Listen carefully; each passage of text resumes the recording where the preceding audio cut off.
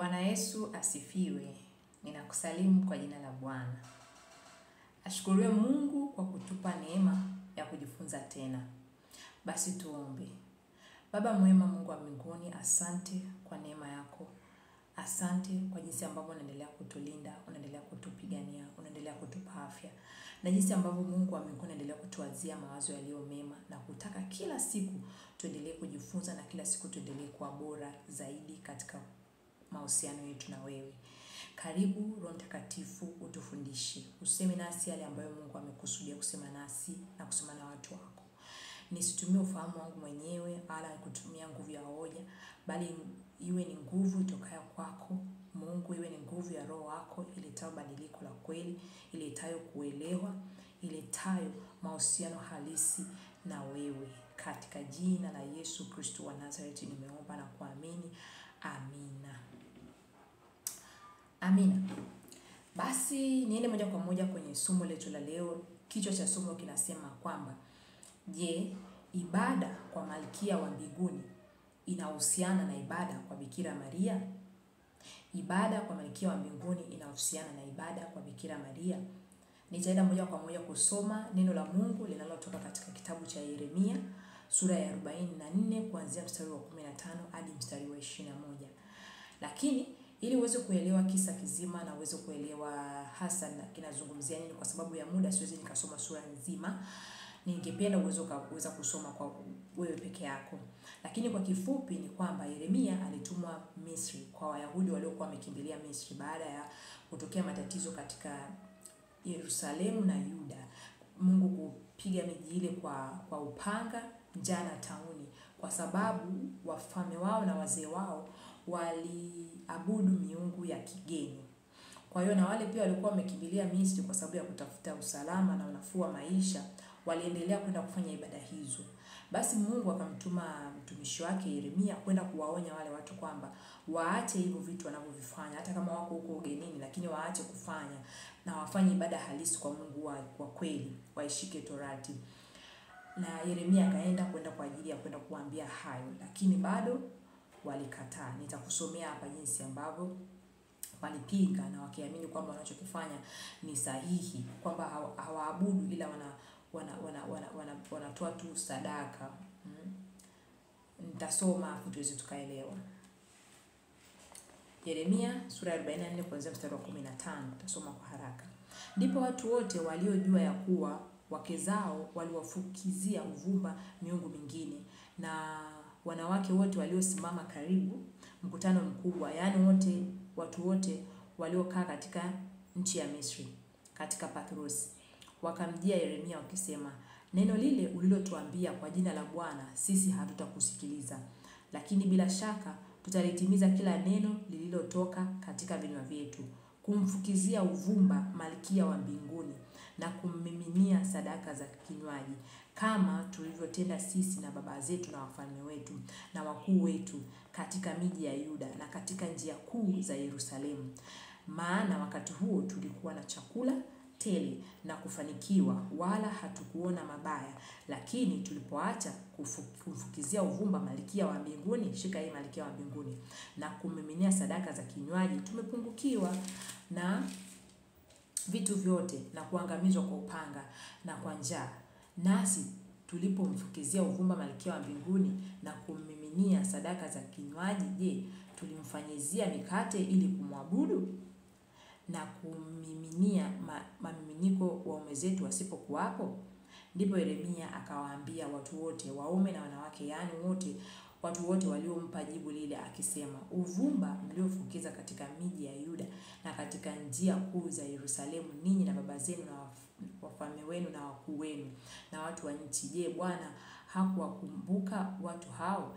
Je, jambo hili halikuingia moyoni mwake hata Bwana asiweze kuvumilia tena kwa sababu ya uovu wa matendo yenu na kwa sababu ya machukizo mlioyafanya? Kwa sababu hiyo nchi yenu imekuwa ukiwa wa ajabu na laana isikaliwe na mtu ilivyo leo.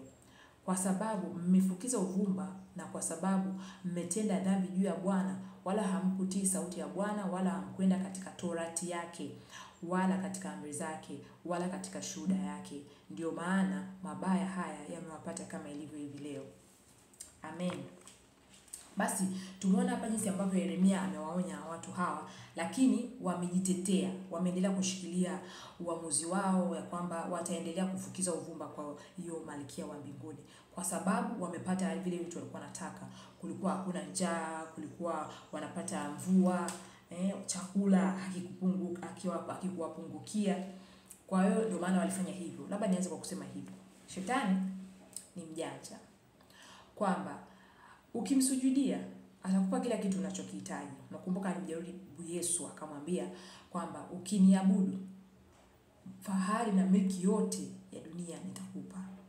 Kwa hiyo ukiona unafanya maombi hata kama sio kwa njia sahihi, lakini bado ukapata majibu, ujue yametoka kwa yule mwovu, hajatoka kwa Mungu. Kumbuka hapa walipata hivyo vitu, lakini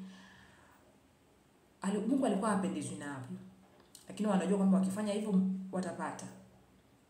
Amen. Na walijitetea wakisema kwamba sisi hatumwabudu wala hatumfanyizii mikate. Ukisoma kwenye Mambo ya Walawi, tunaona Waisraeli mmoja wapo ya vitu ambavyo vilikuwa kwenye ibada zao, walikuwa na mikate ya uonyesho. Kwa hiyo wanasema kwamba sio kwamba wanamwabudu kama wanavyomwabudu Mungu wa kweli wa Israeli, hapana. Wao wanafanya tu, wanafukiza tu uvumba na kumimina sadaka zao. Vile vile ambavyo ukimuuliza mtu au ukiongea na mtu, hata ikiwa mimi binafsi wakati huo, wakati nafanya ibada kwa Maria, nitakwambia kwamba mimi simwabudu, ila ninamheshimu, nampa masifu.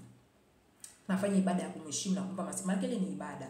Maana kama nitapiga magoti kwenye sanamu na kuomba na kumsifu na kuimba masifu kwake, ile ni ibada. Usiondoke hapo, tunaendelea.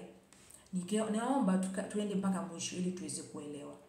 Labda nianze tu kwa kusema kwamba Mungu anapoleta mafunuo fulani, lengo ni kuna watu wanawatafuta.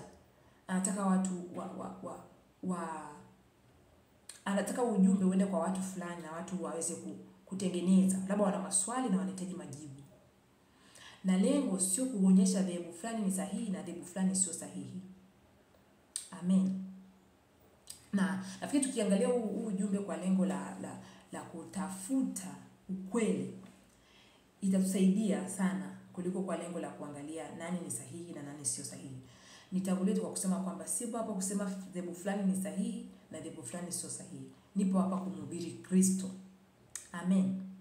Yes. Kwa hiyo ndio hivyo, ukiuliza mtu anayefanya ibada hii atakwambia mimi simwabudu, mimi namwabudu Mungu, lakini ninamsifu, ninamwimbia, ninamuomba aniombee, ninamuomba anilinde. Na vitu ambavyo ni tofauti kabisa na neno la Mungu. Amen. Tumesoma huku kwa habari ya malkia wa mbinguni, ambapo ilikuwa ni machukizo mbele za Mungu. Na tukija kwenye historia, malkia wa mbinguni ambaye ni Mungu mke, tukisoma kuna aina nyingi za Mungu mke. Kuna hiyo Ishtar, Mungu mke wa Asiria, kuna Ashera, Mungu mke wa Babiloni, kuna Atemi, Mungu mke wa Efeso, na kuna Atemi, Mungu mke wa Kigiriki. Wapo wengi. Kwa hiyo ningependa zaidi kuzungumzia Atemi kwa sababu pia amezungumziwa kwenye Biblia, kwenye Matendo ya Mitume. Atemi ni Mungu mke wa uzazi. Atemi wa Kiefeso, nianze na wa Kiefeso. Maana kuna Atemi wa Kiefeso na Atemi wa Kigiriki. Atemi wa Kiefeso ni Mungu mke wa uzazi. Ukisoma kwenye historia, alikuwa na hekalu kubwa sana na wanaamini kwamba sanamu yake ilidondoka kutoka mbinguni.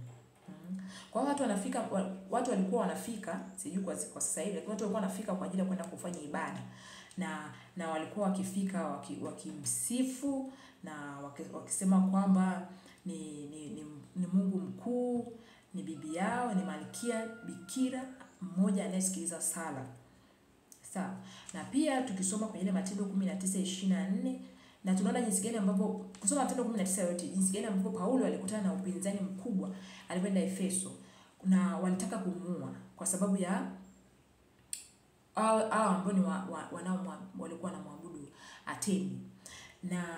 Na ni kwa sababu walikuwa wakipata fedha kwa kutengeneza vihekalu vidogo vidogo. Ukisoma Matendo 19:24 kuna mtu anaitwa Demetrio, alikuwa ni mfua fedha na anatengeneza vihekalu vya mungu mke huyo. Kwa hiyo alianza kusema kwamba aliwaita na wenzia, akaanza kama kuhamasisha, sema huyu mtu anajua kuhubiri injili hapa, tutapoteza fedha. Kumbuka sisi tunafua hivi, tunafua fedha, tunatengeneza hivi vihekalu vidogo vya mungu mke kwa ajili ya kuwauzia watu, wageni wanakuja kwa ajili ya kununua. Na ukisoma kwenye historia ni watu walikuwa wanatoka sehemu mbalimbali kwa ajili ya kwenda kununua hivyo vihekalu vidogo vya huyo mungu mke. Na pia kibibilia wamesema, na huyo Demetrio ndo alikuwa kama anachochea ghasia ili watu waweze kumuua Paulo na kumfukuza katika mipaka yao, kwa sababu anataka kuwaletea watu wataamini kwa ajili ya kwa habari zake anazohubiri, na watapoteza chakula, watapoteza kipato, kwa sababu alikuwa anatengeneza vihekalu vidogo vyenye sanamu ya huyo mungu mke.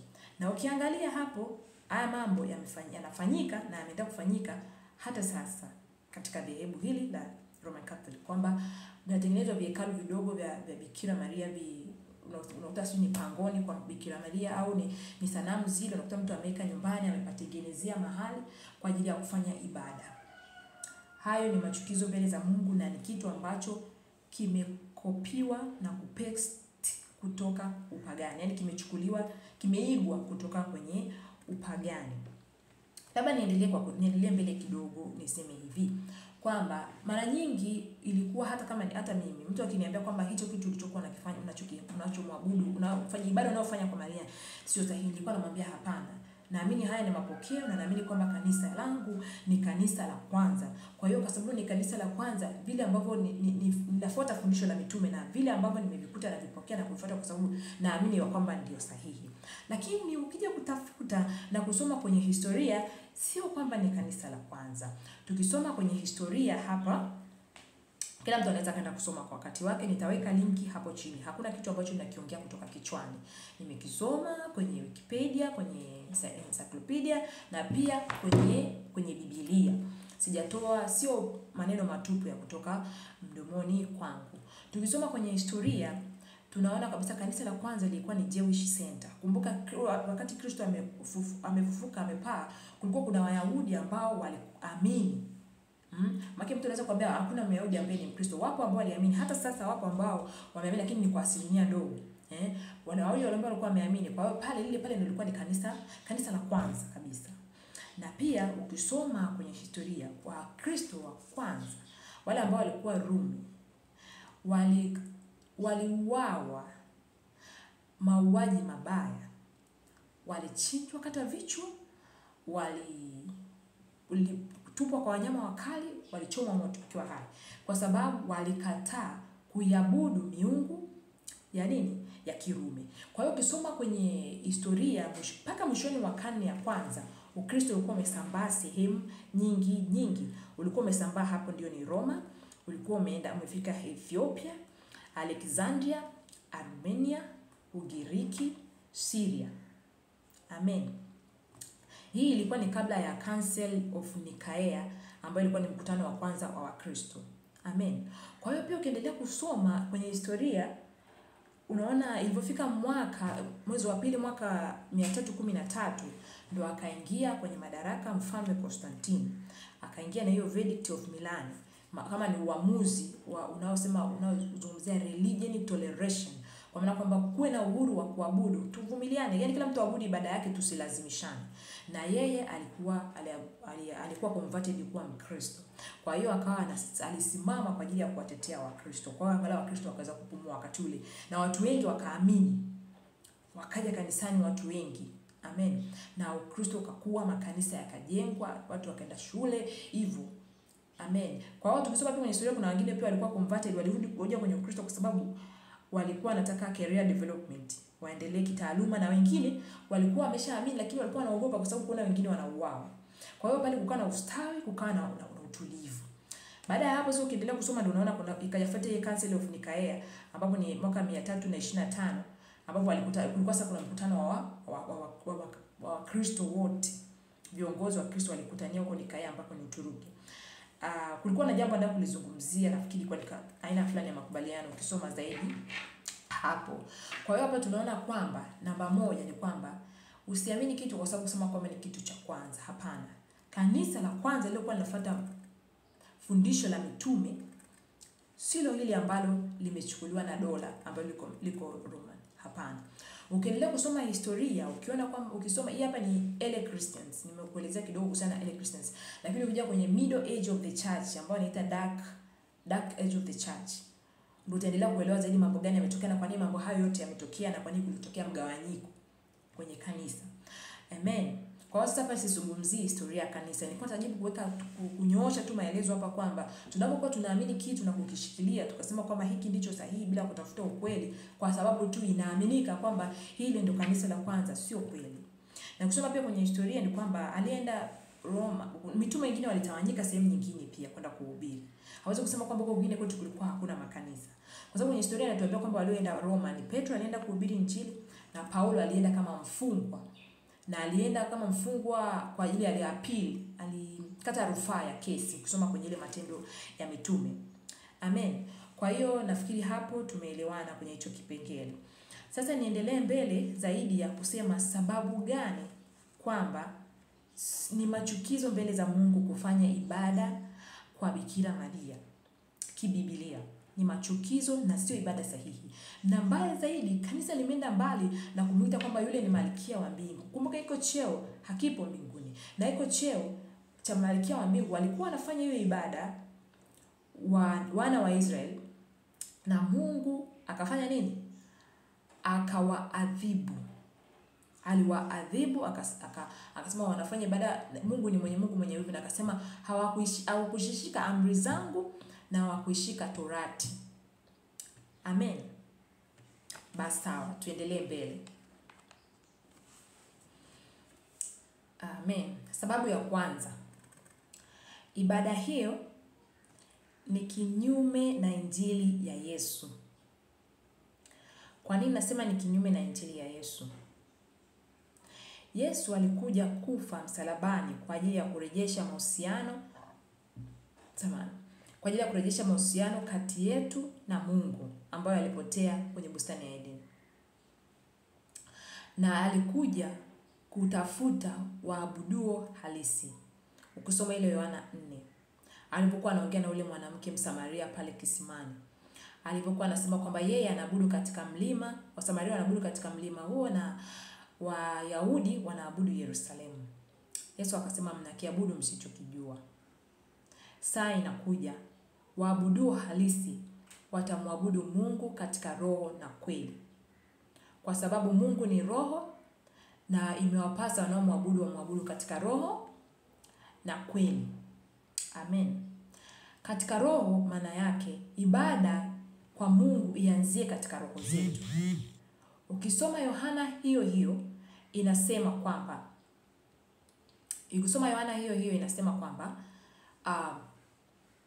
Yohana alikuwa anasema kwamba Yesu atakuja, anayekuja nyuma yake atatubatiza kwa Roho Mtakatifu na kwa moto. Ndio maana Yesu alimwambia yule mwanamke kwamba ibada, Mungu anataka waabudu halisi watakao maabudu katika roho na kweli. Kweli ni neno la Mungu. Kumbuka mambo unakiabudu usichokijua. Na Yesu huyo akasema ijue kweli nayo kweli ikuweke huru. Kwa hiyo unapo ulijua neno la Mungu unakuwa unaabudu ukiwa unajua ni nini ambacho unakiabudu. Ndio maana alisema kwenye ile sala yake alikuwa anaombea mitume kwenye ile Yohana 17 alisema Baba uwatakase kwa ile kweli, neno lako ni kweli. Kwa hiyo Kristo amekuja kurejesha mahusiano kwamba ibada kati yetu sisi na Mungu ianzie kwenye roho zetu. Roho Mtakatifu na roho zetu tumfanyie Mungu ibada. Ndio maana Yesu akasema kwamba tukimwamini mito ya maji ya uzima itabubujika kutoka ndani mwetu. Sio ibada ianzie nje kwenda ndani, inaanzia ndani kwenda nje. Kwa hiyo Mungu anahitaji uhusiano wa mtu mmoja mmoja na moyo wake. Hahitaji mtu wa kumwakilisha hapa katikati. Ndio hicho hasa kitu ambacho Kristo alikuja kukifanya msalabani. Kwa hiyo ukisema kwamba natakiwa nipitie kwa mtu ili nimfikie Mungu au nimfikie Yesu, hayo ni mafundisho potofu. Sio mafundisho ya kweli. Amina.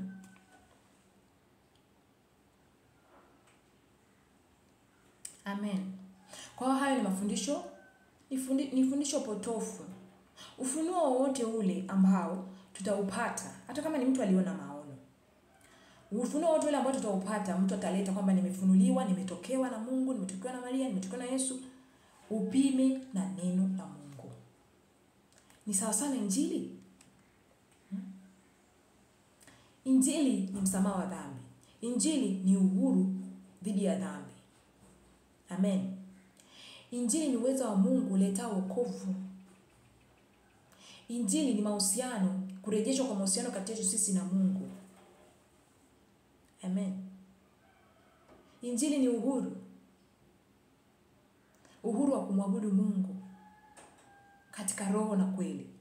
Kwa hiyo maono yoyote yale tuyapime kwa neno la Mungu. Paulo alisema hivi kwamba akija mtu yoyote yule akiwahubiria injili tofauti na hii tuliyowahubiria, na alaaniwe. Hata kama ni yeye angeondoka fu arudi ahubirie kitu kingine cha tofauti, alaaniwe. Hata kama ni malaika kutoka mbinguni akahubiria injili nyingine tofauti na ile, na alaaniwe. Kwa maana ya kwamba injili tunaipima na msingi wa injili. Kwa hiyo kama hata mtu akisema nimetokewa na Maria, nimetokewa na Yesu, nimetokewa na nani, ananiambia kwamba ni sala fulani ili niweze kufika mbinguni iniokoe na moto wa jehanamu. Hapana. Kitakacho kuokoa na moto wa jehanamu ni wewe kuzaliwa mara ya pili. Ndipo ambapo utaweza kuishi maisha ya utakatifu kweli kweli, kwa sababu nguvu za Mungu zitakuwa ndani mwako. Kwa hiyo hautakuwa tena mtumwa wa dhambi, utakuwa mtumwa wa haki.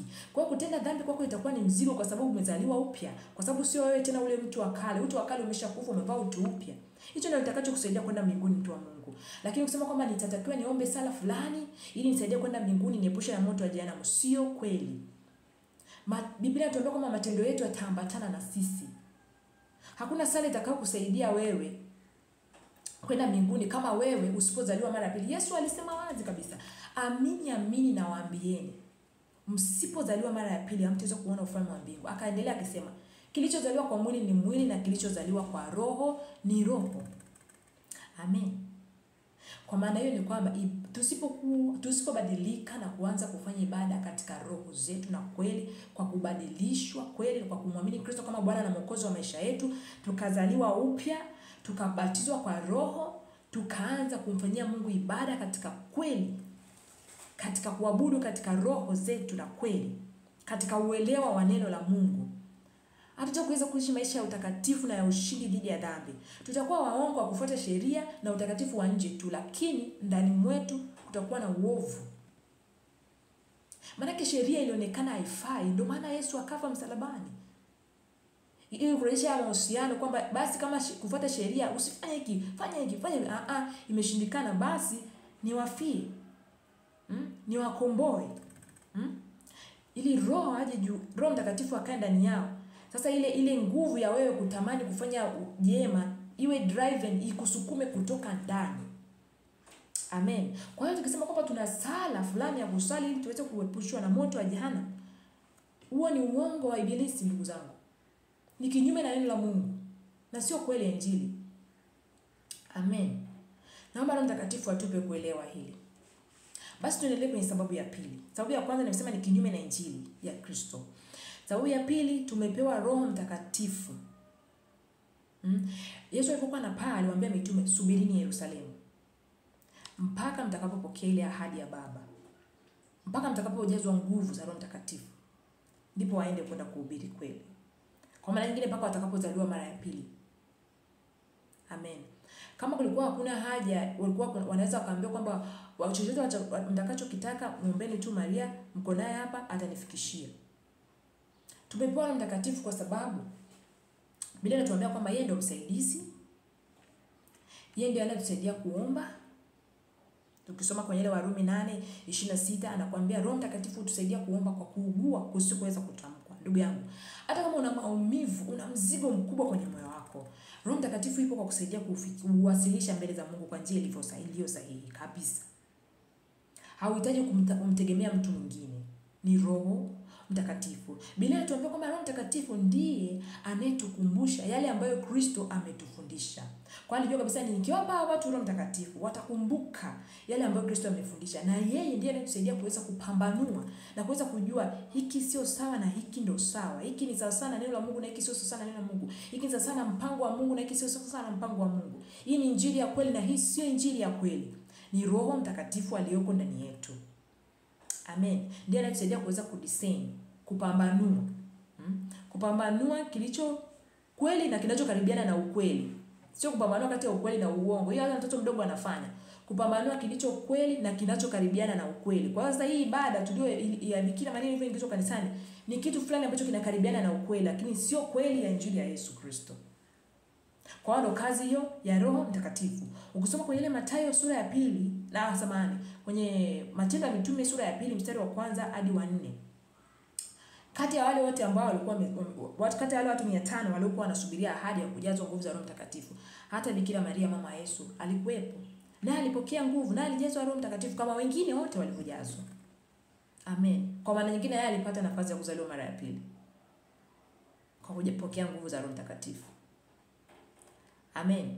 Ingawaje ukisoma kwenye Injili tunaambiwa kwamba alisema kwamba Roho Mtakatifu alikuwa juu yake tangia wakati anabeba ule ujauzito, ni sawa. Lakini hata hapa kwenye Matendo na yeye alikuwa mmoja wao wa watu waliojazwa kipawa hichi cha Roho Mtakatifu. Amina. Amen. Kwa maana hiyo basi pia Biblia inatuambia kwamba Roho Mtakatifu yuko ndani mwetu huku analia Aba, yaani Baba. Yaani hakuna haja ya wewe kupitia kwa mtu. Ukimtegemea Roho Mtakatifu, ukiongozwa na Roho Mtakatifu, kuna atakusaidia namna ya kuomba, unaenda moja kwa moja mbele za Mungu. Amina. Ukisoma ile wa Galatia 6 mstari wa 7. Samahani, sio Galatia 6, ni wa Galatia sura ya 4 mstari wa 6 hadi wa 7. Nikisoma hapa anasema, na kwa kuwa ninyi mmekuwa wana, Mungu alimtuma Roho wa mwanae mioyoni mwetu, aliaye Aba, yaani Baba. Kama ni hivyo, wewe sio mtumwa tena, bali u mwana. Na kama u mwana, basi u mrithi kwa Mungu. Amen. Kwa kama sasa mimi sio mtumwa tena, bali ni mwana wa Mungu, nashindwa nini kwenda kwa baba kumuomba kitu fulani? Ni baba yangu. Mimi sio mtumwa tena. Nimeshapatanishwa naye kupitia Kristo. Na Roho wake yuko ndani mwangu, analia Aba, yaani Baba. Amen. Kwa Roho Mtakatifu naomba atupe kuelewa hilo swala. Amen. Basi, sababu ya 4 kwa nini ni makosa kufanya ibada kwa Maria ni kwamba muombezi wetu ni Yesu. Amen. Tukisoma ile wa Galatia Waebrania sura ya 4 mstari wa 14 hadi 17. Nitasoma Waebrania 4 mstari wa 14 hadi 17. Nasema hadi 16. Basi iwapo tunaye kuhani mkuu aliyeingia katika mbingu, Yesu mwana wa Mungu, na tuyashike sana maungamo yetu. Kwa kuwa hamna kuhani mkuu asiyeweza kuchukuliana nasi katika mambo yetu ya udhaifu. Kwa hiyo Yesu mwenyewe ni kuhani mkuu na ana uwezo wa kuchukuliana nasi katika udhaifu wetu, ana huo uwezo. Bali yeye alijaribiwa sawa sawa na sisi katika mambo yote, bali bila kufanya dhambi. Hapa sasa. Basi tukikaribie kiti cha neema kwa ujasiri, ili tupewe rehema na kupata neema ya kutusaidia wakati wa mahitaji. Bwana Yesu Mwokozi wetu aliyetufia yuko mkono wa kuume wa nani? Wa Baba. Ni nani? Ni kuhani wetu anayetuombea kila wakati. Na pia ni nini? Anayaelewa madhaifu yetu kwa sababu alijaribiwa kama sisi. Amen. Kwa hiyo tunapoenda mbele za Mungu tuna ujasiri, kwa sababu anakuambia basi kiti cha rehema kikaribie kwa ujasiri. Usio na wasiwasi. Kikaribia kwa ujasiri uweze kupata neema na rehema, na yani neema na msaada wakati wa mahitaji yako. Sasa ukiwa na hitaji lolote lile, nenda moja kwa moja kwenye kiti cha rehema cha Mungu, kwa sababu Yesu aliyetufia yuko mkono wa kuume na ni kuhani mwaminifu anayetuombea. Biblia inatuambia kwamba hakuna kuhani mkuu asiyeweza kuchukuliana na madhaifu yetu. Anayajua madhaifu yetu. Sasa kama Yesu anayajua madhaifu yetu, kwa nini basi upite kwa mtu mwingine? Kwa nini upite kwa mtu mwingine? Unajua kila ufalme una utaratibu wake. Amen. Kama ilivyo kwamba ufalme wa Mungu hatutaweza kuingia bila Kristo, kwa sababu Kristo ndo lango. Anasema yeye ndiye njia, kweli na uzima. Na yeye ndio lango la kuingia mbinguni. Amen. Kwa kila ufalme una taratibu zake. Kristo ameondoka, ametuachia Roho Mtakatifu. Shetani anakuja na agenda zake, anataka sasa kati yangu mimi, kati ya Roho Mtakatifu na Kristo hapo katikati tuweke hapo watu. Ibada kwa Maria, ibada kwa watakatifu, ibada kwa watu wengine, nipitie kwa mtumishi wa Mungu, nipitie kwa nabii, si nipitie kwa nani ndio nifikie Kristo. Hapana, huo ni utaratibu mwingine.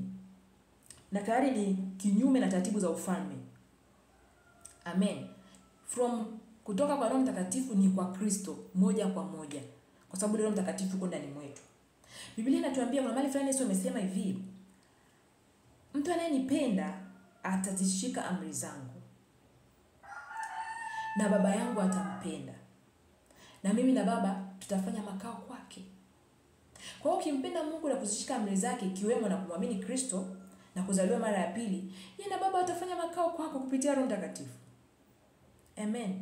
Kuna haja gani basi nipitie kwa mtu mwingine kwenda kupeleka haja zangu na maombi yangu, na wakati nimeshaambiwa kwenye maandiko kwamba nikikaribia kiti cha rehema kwa ujasiri, na wakati yupo mkono wa kuume kuhani mwaminifu, kuhani mkuu awezaye kuchukuliana na madhaifu yetu. Haleluya.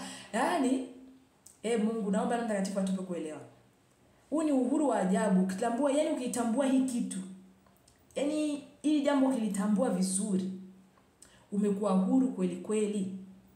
Umekuwa huru kweli kweli, na umemvua mizigo na makongo aliyokufunga, na mizigo na makorokoro mengi ambayo umeyabeba, ukiamini kwamba hivi vitu nisali hiki, nisali huku, nisali kwenye hiki. Hapana. Yesu alivyosema kwamba mzigo wake ni mwepesi na nira yake ni laini, tujitie nira yake tujifunze kwake, maana yeye ni mnyenyekevu maana yeye ni mpole na ni mnyenyekevu wa moyo. Yaani alivyosema kwamba nira yake ni laini kweli. Ni laini kweli. Yupo mkono wa kuume, kwani mkuu anatuombea. Kwa hiyo muombezi wetu juu kule ni Yesu. Na hapa tumepewa Roho Mtakatifu anayeomba ndani yetu kwa kuugua tusiweza kukutamka. Hakuna haja ya kupita kwa nabii, kwa mafuta, kwa maji, kwa upako, kwa mtakatifu, kwa Maria, kwa nani? Hapana. Huo ni uongo wa shetani, anataka tuendelee kutupeleka mbali. Shetani lengo lake ni kutenga mbali na Mungu. Na hataki kama ujue ukweli, kwa sababu unajua ukishajua ukweli, hautaendelea tena kubaki mtumwa, hataendelea tena kukutumia na kukusumbua. Amen. Amen. Basi tuende kwenye sababu ya 4. Sababu ya 4 kwa nini ni machukizo kufanya ibada kwa Maria? Kwa sababu hiyo ni ibada ya sanamu. Amen. Mtu anaweza kusema kwamba watu wengi wana ibada za sanamu. Ni kweli. Kwamba ukisema kwamba mtu akiabudu fedha, akipa fedha kipaumbele, akimpa mume au mke kipaumbele zaidi ya kumpa Mungu, akiwapa watoto kipaumbele zaidi ya kumpa Mungu, akipa kazi kipaumbele zaidi ya kutoa kipaumbele hicho kwa Mungu, hiyo ni ibada ya sanamu. Nakubaliana na wewe kabisa. Lakini nakwambia ni ibada ya sanamu kulingana na neno la Mungu kwenye Kutoka 20 sura ya 8 mstari wa 4. Kutoka 20 mstari wa 4, hizi ni amri za Mungu, amri ya pili ya Mungu ambayo mimi nimekuwa tangia nakuwa sikuwahi kujifunza kama hii ni amri ya Mungu. Sana nimejifunza sijifunza kama hii kwamba ni amri ya Mungu. Haikuwepo kwenye katekisimu. Sana ni ile amri ya 9 iligawanywa mara 2. Usitamani mwanamke asiye mke wako, usitamani mali ya watu, lakini ile ni amri moja. Lakini amri ya pili ya Mungu ambayo inasema usijifanyie sanamu ya kuchonga wala mfano wa kitu chochote kilicho juu mbinguni, wala kilicho chini duniani, wala kilicho majini chini ya dunia.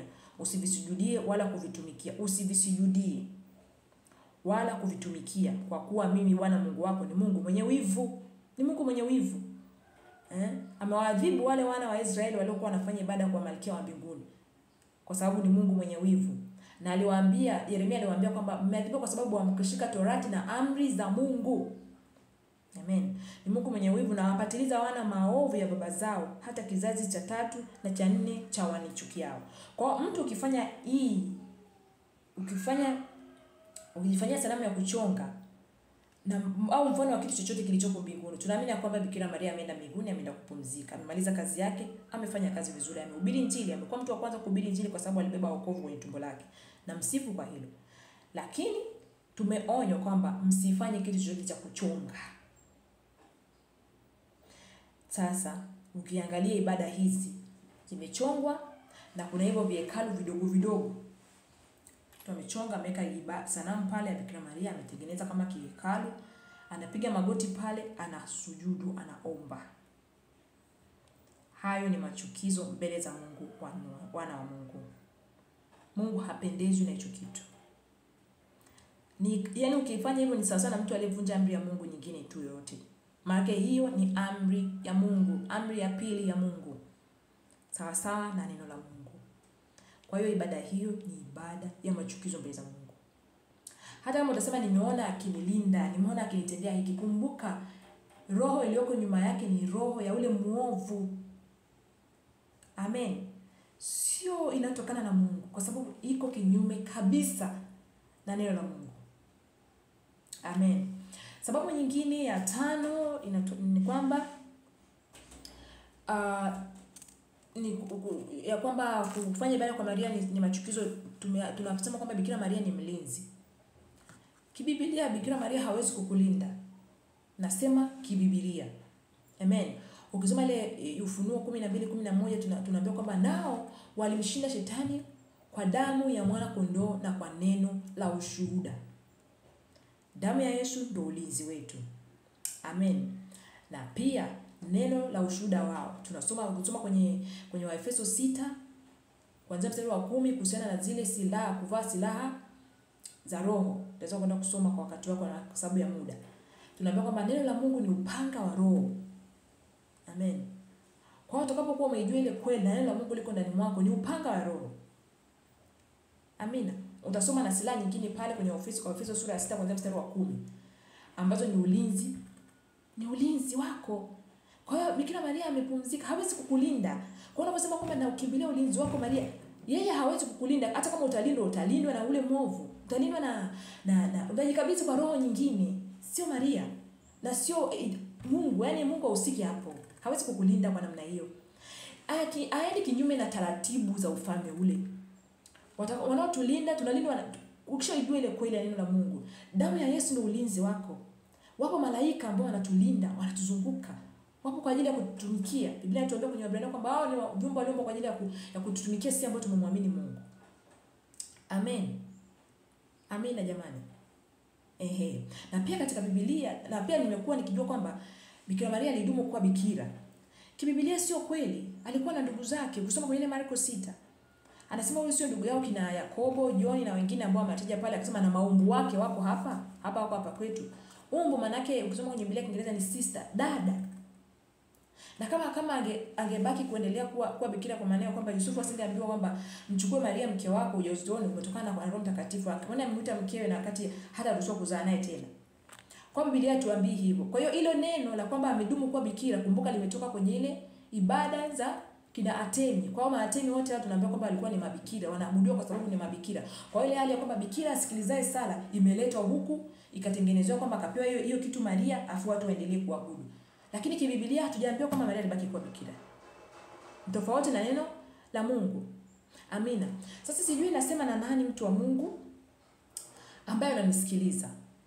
Chukua hatua. Mungu kuna watu wanatafuta waweze kutengeneza kabla Kristo hajarudi. Kristo yuko karibu kurudi. Utasema hapana, nani amekwambia? Biblia inasema hajui siku wala saa, sawa? Lakini hauna garantia maisha yako juu unaishi mpaka lini. Basi unaposikia sauti hii usifanye moyo wako kuwa mgumu, chukua hatua. Saa ya wokovu ni sasa. Kuna kina Cornelio Mungu anawatafuta hapa, ambao ni watu waaminifu sana. Wamekuwa waaminifu kwa Mungu na wamekuwa kijitoa kwa Mungu sana. Lakini bado kuna kipengele ambacho bado hawajakitengeneza. Cha kuzaliwa mara ya pili. Ndio maana Cornelio alipewa nafasi hiyo kwa sababu alikuwa mwaminifu mbele za Mungu. Kwa sababu huwezi kujua ni kwa sababu gani uko hai mpaka leo na unaweza kusikia maneno haya kuweza kurekebisha. Ninakusihi mtu wa Mungu uweze kufanya hivyo. Na kama Mungu ameshasema na moyo wako, basi usifanye vigumu moyo wako kusikia sauti hii. Amina. Yesu akuona haya kufa kifo cha aibu kwa ajili ya kukukomboa. Kwa hiyo kule kuwa kwake kama Mungu, bila tuambia kule kuwa kwake kama Mungu aliona sio kitu. Akaamua aje afe kifo cha aibu. Alizivua zile enzi na mamlaka, akazifanya kuwa mkogo, kazishangilia katika msalaba ule. Biblia inatuambia kwenye Wakolosai kusoma sura ya 2. Kwa maana kwamba hakuona aibu, alifanya wazi. Kwa hiyo na wewe kama umeshamwamini Kristo na umeamini, ifuatishe haki yote na kila mtu ajue msimamo wako wa imani yako. Ukimwonea aibu naye atakuonea aibu mbele za Baba yake wa mbinguni kama alivyosema. Kwa hiyo nikusihi mwana wa Mungu, tafakari, chukua hatua. Kama una mashaka, kama una wasiwasi, mtafute Mungu maadamu anapatikana. Kama uamini ujumbe huu, kama unaona kwamba nimekupa propaganda, nenda kamuulize Mungu. Go and ask God in prayer. Uchukue hatima ya roho yako ifanye kuwa ni kitu ambacho ni cha serious. Take it serious. Take eternity serious. Yaani achukulie maisha ya umilele serious. Alafu kila mtu atatoa hesabu zake mwenyewe. Usiwe Mkristo wa jumla. Tafuta kujua. Na Mungu akusaidie akupe neema hiyo. Katika jina la Yesu. Amina.